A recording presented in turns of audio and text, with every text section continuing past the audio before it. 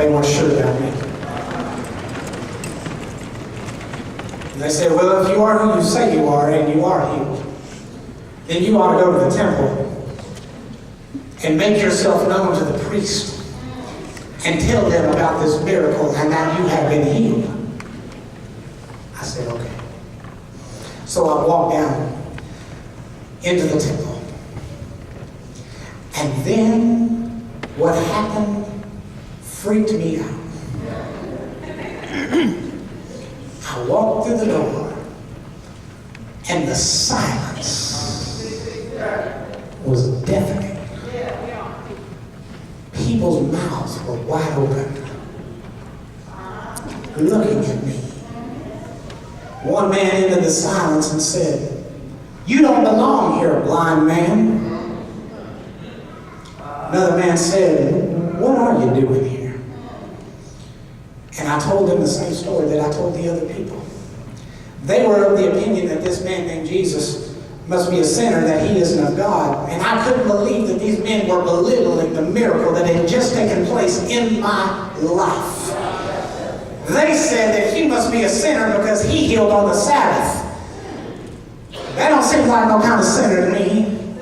They were mad and upset because it had taken place on the wrong day. But to me, it felt like the right day. It felt like it was just on time. How could a man so loving, so powerful, so caring, do something sinful? Like restoring the sight of the blind man? That just didn't make sense.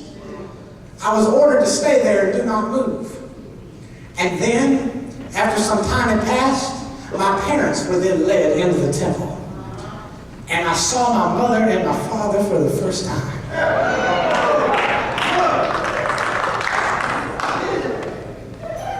The Pharisees began questioning my mother, asking her the question, "Is this your son? Is he the one that is blind? Was he born blind?" And I was shocked when I heard their testimony in my defense.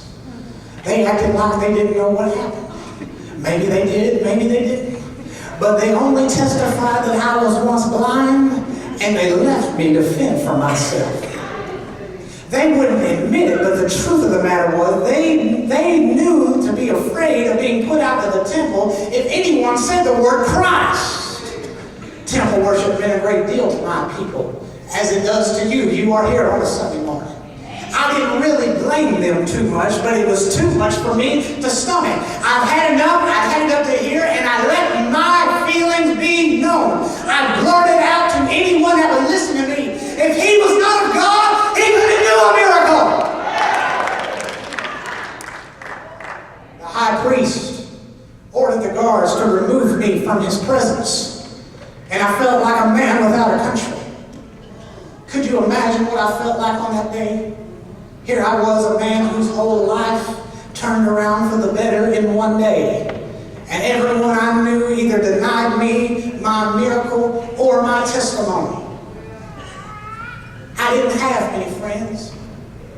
I felt down and out. No one wanted to associate with me because of the trouble I was in. And there I was for several days living in solitude. But I decided when I woke up one morning, I'm going to take a walk. And as I walked around for a few hours around the town, I came to that same spot where I used to beg for money. And I said, well, no reason to move from where I've always been. And I stayed in that place. This time, I didn't beg for money. This time, I didn't have a cane. This time, I didn't have glasses on my eyes hiding wounds. But this time, I was telling people that would pass by about the man named Jesus that touched my eyes. I was telling people that Jesus touched my eyes. I was telling people of what the prophet from Nazareth did for me. I was telling people that he put mud on my eyes. I was telling to everyone that would listen. But then came along a group of Pharisees, and they were looking at me. And before I could even get a word out, I felt a tap on my shoulder. And as I turned around, I saw a man. I didn't know who he was, but when he touched my cheek and he said who he was, I said, "Are you the one that healed me?" And he says, "I am." And when Jesus said that he was, I said, "Lord, thank you." And then he asked me a question. He said, "Do you believe in the Son of God?" And my heart was quickened. And I began to think to myself, well, who is he, Lord, that I might believe in him? Who is he, Lord? A few days ago, it was Jesus who got down on his knees for me.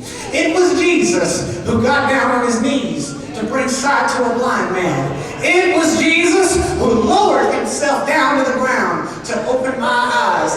It was Jesus who got down on the ground for me. And since my eyes were now open, I thought that one good turn deserves another. It was my turn for my knee to bow and my tongue to confess that Jesus from Nazareth is Lord. And so in that moment, I began to worship. I said, "Thank you, Jesus, for touching my eyes. Thank you, Jesus, for giving me sight. Thank you, Jesus, for loving me. Lord, I love you. I'll follow you all my days. Lord, I praise you. I will do anything you ask. Lord, I give you all my worship. Lord, I don't have money or status, but I give you my worship. Lord, I give you anything that you want. I will give you a sacrifice. I will give you my life as a living sacrifice." And if there's anybody in here this morning that has a worship on inside of them, that can say, "Thank you, Jesus, for touching my life. Thank you, Jesus, for doing what no one else can do. Thank you, Jesus, for giving me freedom. Thank you, Jesus, for taking my fear away from me. Thank you, Jesus, for taking my shame away from me. Thank you, Jesus, for taking my helplessness away from me. Thank you, Jesus. Thank you, Jesus. Thank you, Jesus. Thank you, Jesus."